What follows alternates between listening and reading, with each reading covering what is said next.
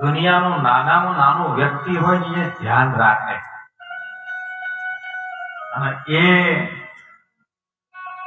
આજના જે અમારા રશીદજી સાહેબ બધું રાખી રહ્યા છે.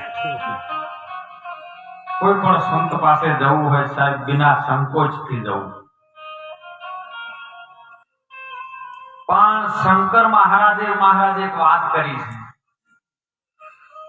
કે કોઈ પણ વાત આવી જવંદર મહારાજે સુંદર વાત કરી આધ્યાત્મિક સિદ્ધાંતથી જે સમજવા જેવું છે બાપા કે આજે કોઈ ભૂવો ધૂણતો હોય તો પબ્લિક ભેળી થાય, ઢગલો થઈ જાય.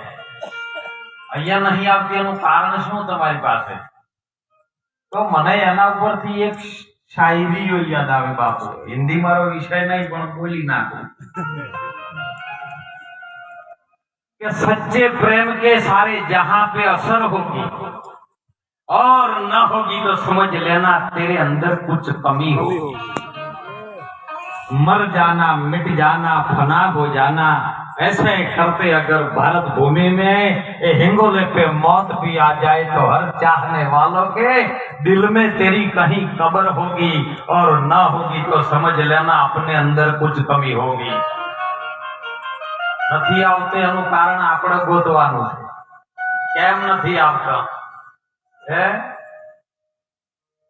મહારાજ શંકર મહારાજની વાણીમાં કીધેલું છે, સંતો કોઈ દિવસ જૂઠું ન બોલે સાહેબ, કે બ્રહ્મ રૂપ બાળે બ્રહ્માંડ ને રે, અરે જેની વર્તી અખંડ બ્રહ્માકાર અગમા ઘરે દુર્લભ એવા સંતોને વારંવાર પ્રણામ કરું. એવા દુર્લભ સંતોને સાહેબ, જો તમને અમે જુદું દેખાતું હોય, અમે જુદું દેખાતું હોય તો દ્રષ્ટિ નથી મળી.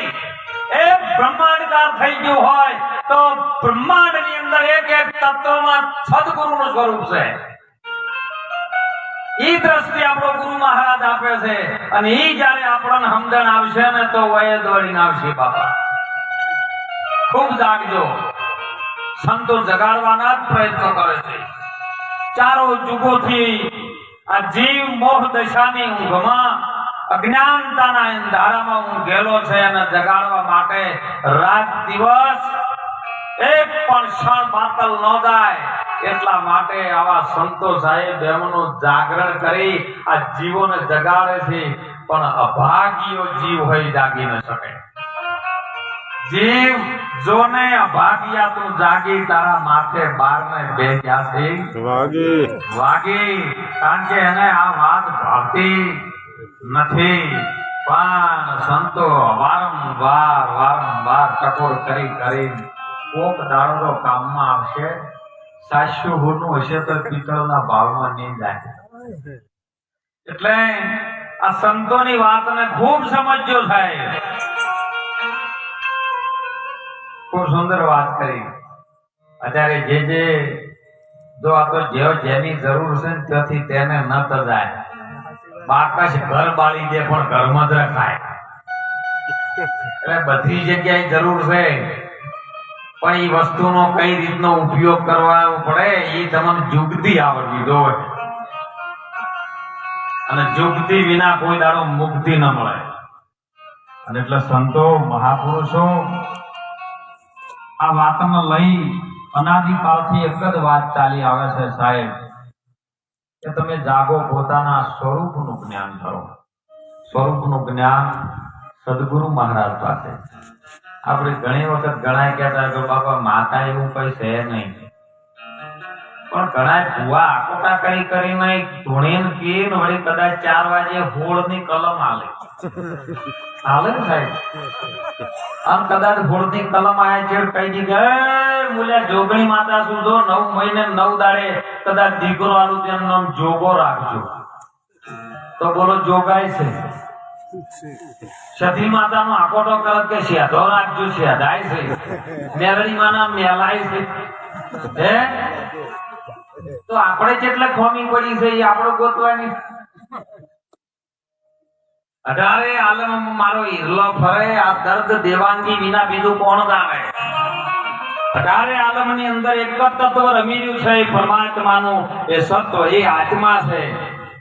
અને એ આત્માની ઓળખાણ કોક સદગુરુ મળી જાય, સદગુરુનો ચરણમાં તન મન ધન સમર્પિત થઈ જાય અને જ્યારે એ વેણીના ઘરમાં આવી જાય ને એનું વર્તન ઉજળું રાખે ને, તો સાહેબ વચન વિવેકી જે નર ને નારી પછી પાનભાઈ બ્રહ્માદિત જેવા લાગે જેને પાય જથારથ વચનનો ભેદ જે જોઈ જાય પછી એને કરવું એમ થાય.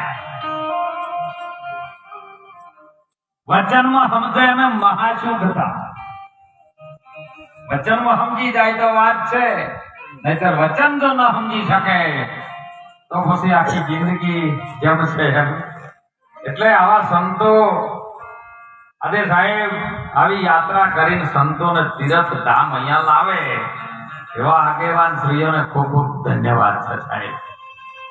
ઘણા તીર્થ કરવા જોઈએ છે પણ એ ગંગાજીમાં નાવાથી કોઈ બેળ પડે એવો. હા, ગંગાને તમે પાણી સમજીને જોઈએ નાવો ને તો મેળ ન પડે, પણ ગંગાને માં સમજીને જો નાવો ને તો એમાં મેળ તો પડે બાબા. પણ જયારે સદગુરુની કૃપા થાય ત્યારે હો.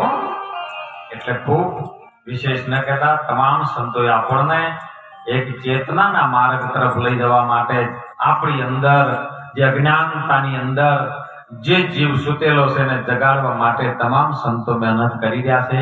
એ સંતોની સાહેબ સંતોનું એક જ કહેવું કે બીજું કોઈ ના આવડે કોઈ નહીં, પણ કરો સેવા તો મળે મેવા, નહીતર નથી કોઈ લેવા કે દેવા. એટલે ખૂબ આવા તીર્થ ધામની અંદર જજો. જો આવું ધામ હતું ને માતાજીનું નામ હતું એટલે ધામમાં બેહવા મળ્યું હે. નહીતર આપણે ઘણું કર્યું હોય પણ ઝૂંપડું સારું ન કર્યું હોય તો બેહવા મળે, પણ આ તો તીર્થ ધામ બની જાય. હાકરિયા દુકાનમાં પડ્યા હોય એટલે હાકરિયા થાય, પણ જો કદાચ મંદિરે આવી મેલે ને એટલે પરસાદ થઈ જાય સાહેબ. એને પછી કરવી ના પડે કે હાકરિયા છે. એટલે બધાને સાથે લઈ અને જીવનનો ઉદ્ધાર કરાવજો, બસ બીજું કાંઈ નહીં. દરેક વિનંતી કરું છું, દરેક ભાઈઓને આગેવાનોને સંતોને પણ વિનંતી કરું કે બધા આપણે બધા કોઈ પંથા પંથીમાં ન પડતા, બધા એક જ પરમાત્માના ઘરે એક જ બાળકો છીએ. આ કોઈ 18 આલમમાં કોઈ વ્યસન હોય, કોઈ ફેશન હોય, કોઈ અંધશ્રદ્ધા હોય, એમાંથી આ જીવોને ઉગાડીને બસ સારા માર્ગે ચડાવો એ આપણો ધર્મ છે, બીજું કાંઈ નથી સાહેબ. વિશેષ ન કહેતા સર્વ સંતોના ચરણોમાં, પૂજ્ય દોલતરામ બાપાના ચરણોમાં વંદન કરી વાણીને વિરામ કરું. બોલો સદગુરુ ભગવાન કી જય. ખૂબ ધન્યવાદ મહારાજશ્રી.